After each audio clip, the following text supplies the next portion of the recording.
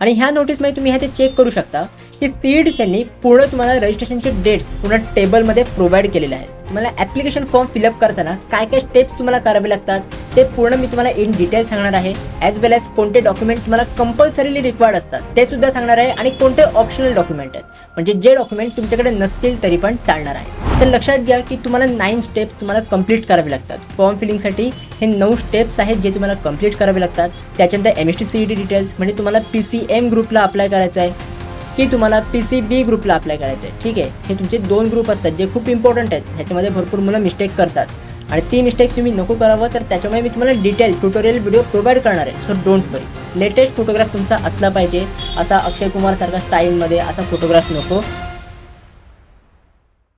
So hi everyone, welcome back to another new video. So guys, जेवढी पण मुलं MST CET 2026 ची exam देणार आहेत त्या प्रत्येक मुलाला प्रश्न आहे की दादा आपली CETची रजिस्ट्रेशन प्रोसेस कधीपासून सुरू होणार, म्हणजे आपले CETची ॲप्लिकेशन फॉर्म फिलिंग कधी सुरू होणार आहे, ॲप्लिकेशन फॉर्मची रिगार्डिंग काही ऑफिशियल अपडेट आली आहेत का, ॲप्लिकेशन फॉर्मचे डेट्स रिलीज झाले आहेत का, हे भरपूर मुलांचे प्रश्न आहेत.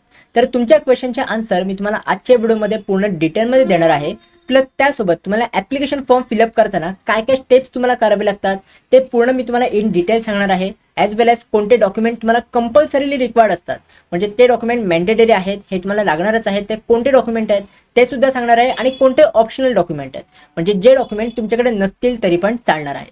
तर हे सगळं मी तुम्हाला आजच्या व्हिडिओमध्ये पूर्ण डिटेलमध्ये सांगणार आहे. तर त्याच्यामुळे तुम्ही ह्या व्हिडिओला शेवटपर्यंत नक्की बघा.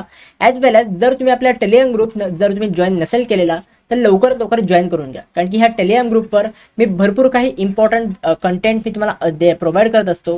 म्हणजेच तुमचे काही स्टडी मटेरियल्स असतील, काही ऑफिशियल अपडेट्स असतील, हे सगळं मी तुम्हाला ह्या टेलिग्राम ग्रुपवर प्रोव्हाइड करत असतो. तर त्याच्यामुळे आपल्या टेलिग्राम ग्रुप तुम्ही नक्की जॉईन करून ठेवा.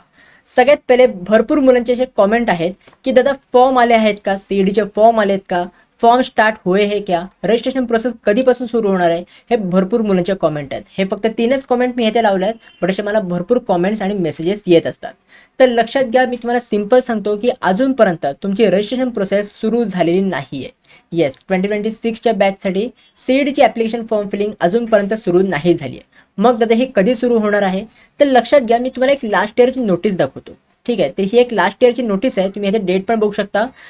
30 डिसेंबर 2024ला ही नोटीस डिक्लेअर झाली आहे आणि ही लास्ट इयरची नोटीस आहे. ठीक आहे, 2026ची नाही आहे, 2025ची नोटीस आहे. आणि ह्या नोटीसमध्ये तुम्ही ते चेक करू शकता की CET त्यांनी पूर्ण तुम्हाला रजिस्ट्रेशनचे डेट्स पूर्ण टेबलमध्ये प्रोव्हाइड केलेले आहेत.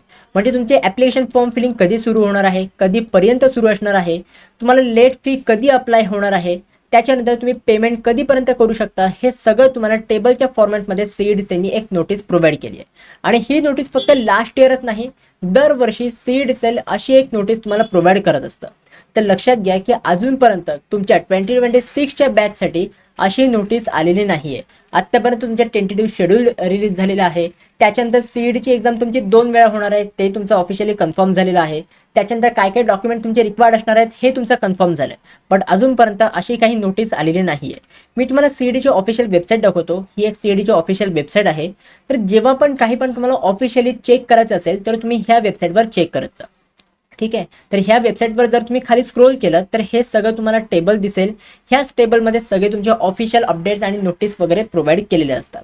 तर इथे तुम्ही चेक करा, सगळं टेंटेटिव्ह शेड्यूल वगैरेची नोटीस आहे, बट तुमच्या रजिस्ट्रेशनच्या रिगार्डिंग ॲप्लिकेशन फॉर्म फिलिंगच्या रिगार्डिंग अजून काही पण नोटीस नाही आहे. तर आत्तापर्यंत तुमची ॲप्लिकेशन फॉर्म फिलिंग सुरू नाही झाली आहे. ॲप्लिकेशन फॉर्म फिलिंग जेव्हा पण सुरू होईल तर ह्या येते CET examination portal for academic year 2025 and 26. तर हे जे 2025 अँड 26 आहे ना, हे तुमच्यासाठी 2026 अँड 27 असं होणार आहे. ठीक आहे, तर जेव्हाही तुमचं अकॅडमिक इयर 2026 अँड 27 येईल तर तुम्ही समजून जा की आता लवकरच आपली CETची ॲप्लिकेशन फॉर्म फिलिंग आता सुरू होणार आहे. बट आत्तापर्यंत कुठलीही ॲप्लिकेशन फॉर्म फिलिंग सुरू नाही झाली आहे. मग दादा हे कधीपर्यंत सुरू होऊ शकतं, तर लक्षात घ्या की लास्ट इयर जसं तुम्ही बघितलं की आत्तापर्यंत सुरू झाली होती, बट ह्या वर्षी थोडं डिले झालं आहे. तर आपण एक्सपेक्ट करू शकतो की येत्या 1 ते 2 वीक्समध्ये, ठीक आहे, 1 ते 2 वीक्समध्ये तुमचे ॲप्लिकेशन फॉर्म फिलिंग सुरू होऊ शकते. कारण की CET सेल एवढं पण डिले नाही करणार, कारण की ह्या वर्षी 2 अटेम्प्ट्स आहेत, म्हणजे बोर्ड एक्झाम्स वगैरे आता येणार आहेत.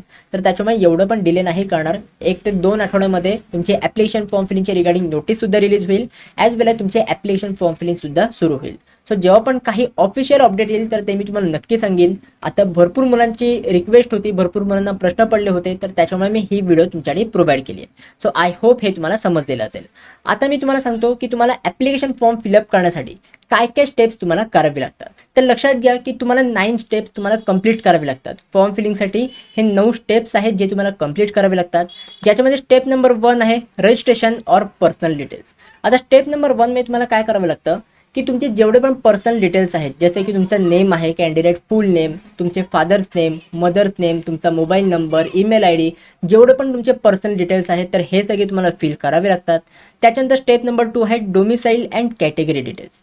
आता डोमिसाईल म्हणजेच काय की तुम्ही कुठल्या स्टेटमधनं बिलॉंग करता, तुम्ही महाराष्ट्र स्टेटचे कॅन्डिडेट आहात की आउट ऑफ महाराष्ट्र स्टेटचे कॅन्डिडेट आहात, कुठल्या तरी इतर स्टेटमध्ये तुम्ही बिलॉंग करता, तर हे तुम्हाला डिटेल्स फिलअप करायचे आहेत. त्याच्यानंतर कॅटेगरी डिटेल्स, तुम्ही कुठल्या कॅटेगरीमधनं बिलॉंग करता, जसे की ओपन आहे, OBC आहे, SC BC आहे, ST ST आहे, अशा भरपूर सारे कॅटेगरीज आहेत.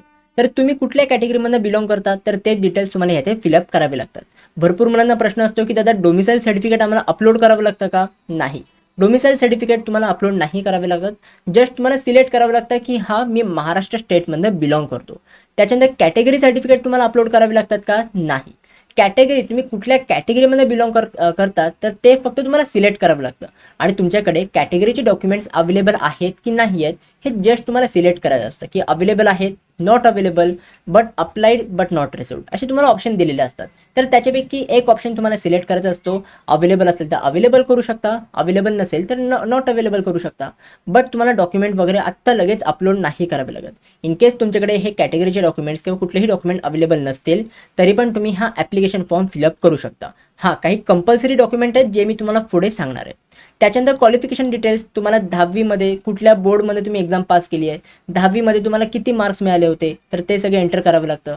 त्याच्यानंतर 12वीमध्ये तुम्ही 12th स्टँडर्डला आता अपियर करताय की अपियर्ड ऑलरेडी झालेले आहात, म्हणजे 12वीची एक्झाम आत्ता तुम्ही ह्या बॅचला देताय की ऑलरेडी तुम्ही दिलेली आहे 12वीची एक्झाम आणि तुम्ही ड्रॉप घेऊन CETला परत तुम्ही अपियर करताय, तर ते तुम्हाला सिलेक्ट करावं लागतं.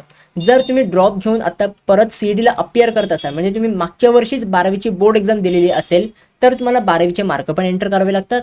बट जर तुम्ही आता अपियरिंग असाल, आता तुम्ही बोर्ड एक्झामला अपियर करताय 12वीला, तर तुम्हाला जस्ट इकडे आय एम अपियरिंग एक ऑप्शन दिलेला असतो, तर तो तुम्हाला सिलेक्ट करायचा आहे.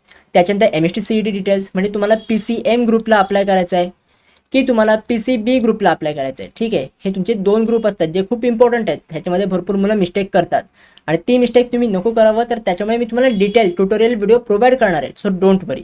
ठीक आहे, तर MST CET डिटेल्स की तुम्ही कुठल्या ग्रुपला अप्लाय करता तर ते सुद्धा तुम्हाला सिलेक्ट करावं लागतं.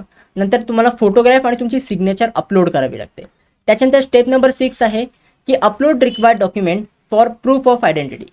तुमचा आयडेंटिटी प्रूफ, तुमचा ID प्रूफ तुम्हाला अपलोड करावं लागतं. तर तुम्ही ह्याचे ते आधार कार्ड अपलोड करू शकता. असे काही डॉक्युमेंट आहेत ते मी तुम्हाला पुढे सांगेन ह्याच व्हिडिओमध्ये. त्याच्यानंतर प्रिव्ह्यू अँड व्हॅलिडेट इन्फॉर्मेशन, तुम्ही जी पण इन्फॉर्मेशन फिलअप केलेली आहे तर ही जस्ट तुम्हाला चेक करावी लागते की येस मी बरोबर फिलअप केली आहे की नाही. त्याच्यानंतर तुम्हाला ॲप्लिकेशन फी तुम्हाला पे करावी लागते, म्हणजे जर तुम्ही ओपन कॅटेगरीमध्ये असाल तर तुम्हाला 1000 रुपये हे आहे ते पे करावे लागतात आणि जर तुम्ही रिझर्व कॅटेगरीमध्ये असाल तर तुम्हाला 800 रुपीज हे आहे ते पे करावे लागतात. ठीक आहे, आणि हे फक्त मी तुम्हाला सिंगल सब्जेक्ट ग्रुपचे बोलतोय. जर तुम्ही दोन्ही ग्रुपला अप्लाय करत असाल तर ह्याच्यात 2x होतं, म्हणजे 1000चे तुम्हाला 2000 सुद्धा भरावे लागतात. सो हे डिपेंड आहे की तुम्ही कुठल्या सब्जेक्ट ग्रुपची एक्झाम देताय. त्याच्यानंतर प्रिंट ॲप्लिकेशन फॉर्म, तुम्ही प्रिंट करू शकता. तर हे काही 9 स्टेप्स आहेत जे तुम्हाला कंप्लीट करावे लागतात. जेव्हा हे तुमचे कंप्लीट होतात तेव्हाच तुमचा ॲप्लिकेशन फॉर्म सबमिट होत असतो. ठीक आहे, तर हे स्टेप बाय स्टेप तुम्हाला फॉर्म कसा भरायचा आहे हे मी इन फ्युचर सांगणार आहे, जेव्हा पण तुमची ऑफिशियल ॲप्लिकेशन फॉर्म फिलिंग सुरू होईल तेव्हा. So don't worry, state connected. जर तुम्ही अजूनपर्यंत आपल्या चॅनलसोबत कनेक्टेड नसाल, सबस्क्राईब केलेलं नसेल तर लवकरात लवकर सबस्क्राईब करून घ्या, कारण की असेच मी तुम्हाला इन्फॉर्मेटिव्ह व्हिडिओज प्रोव्हाइड करत असतो. त्याच्यानंतर रिक्वायर्ड डॉक्युमेंट, कोणते कोणते इम्पॉर्टंट रिक्वायर्ड डॉक्युमेंट आहेत. सगळ्यात पहिलं आहे फोटोग्राफ, जे मी तुम्हाला मगाशी सांगितलं. लेटेस्ट फोटोग्राफ तुमचा असला पाहिजे, असा अक्षय कुमार सारखा स्टाईलमध्ये असा फोटोग्राफ नको. एकदम नॉर्मल पासपोर्ट साईज फोटो, आपण एक्झाम द्यायला जातो तर त्याच्यामुळे पासपोर्ट साईज फोटो तुम्हाला लागणार आहे. त्याच्यानंतर तुमचा आधार कार्ड तुमचा मॅन्डेटरी आहे, रिक्वायर्ड आहे, कंपल्सरी. आधार कार्ड सगळं लेटेस्ट म्हणजे अपडेटेड असलं पाहिजे, काही पण मिस्टेक नसली पाहिजे. ओके, तर अपडेटेड आधार कार्ड तुमचे रिक्वायर्ड असणार आहे. जर तुमच्याकडे आधार कार्ड नसेल तर हे काही अल्टरनेटिव्ह डॉक्युमेंट आहेत जे तुम्ही आधार कार्डच्या ठिकाणी अपलोड करू शकता. जसे की पॅन कार्ड झालं, पासपोर्ट झालं, परमनंट ड्रायव्हिंग लायसन्स झालं, वोटर कार्ड झालं, बँक पासबुक विथ फोटोग्राफ. हे काही आधार कार्डचे अल्टरनेटिव्ज आहेत. म्हणजे जर तुमच्याकडे आधार कार्ड नसेल किंवा काय प्रॉब्लेम असेल आधार कार्डसोबत तर तुम्ही हे डॉक्युमेंट अपलोड करू शकता. त्याच्यानंतर तुमचा अप्पार आय डी. आता हे एक डिजिटल आय डी असतो जो तुम्हाला डिजी लॉकरवरून क्रिएट करावा लागतो. ठीक आहे, डिजी लॉकरवरून तुम्ही अप्पार आय डी क्रिएट करून ठेवा. कारण की आता ह्या वर्षी एक नवीन नोटीस आलेली आहे, ऑफिशियली आलेली आहे की तुम्हाला अप्पार आय डी सुद्धा आता रिक्वायर्ड असणार आहे. सो अप्पार आय डी तुम्हाला जनरेट करून ठेवायचं आहे. त्याच्यानंतर डिसेबिलिटी सर्टिफिकेट. तुम्ही डिसेबल कॅन्डिडेट आहात का तर ते तुम्हाला डिसेबिलिटी सर्टिफिकेट रिक्वायर्ड असणार आहे. म्हणजे जर तुम्ही PWD कॅन्डिडेट असाल तरच तुम्हाला हे रिक्वायर्ड असेल. बाकीचे नॉर्मल कॅन्डिडेटला डिसेबिलिटी सर्टिफिकेट रिक्वायर्ड नाही आहे. हे सर्टिफिकेट फक्त PWD कॅन्डिडेटला रिक्वायर्ड असणार आहे. आणि त्यासोबत जर तुम्ही PWD कॅन्डिडेट असाल आणि तुम्हाला स्क्राईब रिक्वायर्ड असेल तर तुम्हाला 2 स्क्राईबचे डिटेल्स हे तुम्हाला अपलोड करावे लागणार आहेत. तरच तुम्ही ॲप्लिकेशन फॉर्म सबमिट करू शकता. तर हे काही रिक्वायर्ड डॉक्युमेंट आहेत. आय होप हे सगळं तुम्हाला समजलेलं असेल. जर तुम्हाला काही अजून इम्पॉर्टंट अपडेट्स वगैरे पाहिजे असतील तर आपला टेलिग्राम ग्रुप जॉईन करून ठेवा. डॉक्युमेंटची पूर्ण तुम्हाला लिस्ट पाहिजे असेल तर कॉमेंटमध्ये लिहा डॉक्युमेंट. मी तुम्हाला टेलिग्रामवर एक पूर्ण डॉक्युमेंटची लिस्ट मी तुम्हाला प्रोव्हाइड करेन की काय काय इम्पॉर्टंट डॉक्युमेंट आहेत जे तुम्हाला रिक्वायर्ड असणार आहेत. ओके, तर तुम्ही टेलिग्राम ग्रुप नक्की जॉईन करून ठेवा. त्यासोबत मला इंस्टाग्रामवर पण नक्की फॉलो करा. माझी इंस्टाग्राम आय डी मी तुम्हाला डिस्क्रिप्शन बॉक्समध्ये प्रोव्हाइड केलेली आहे. So guys that's it for this video. कशी वाटली तुम्हाला ही व्हिडिओ? आवडली असेल तर नक्की लाईक करा, शेअर करा, सबस्क्राईब करा. भेटू मग पुढच्या व्हिडिओमध्ये. तोपर्यंत बाय बाय, सी या and have a good day.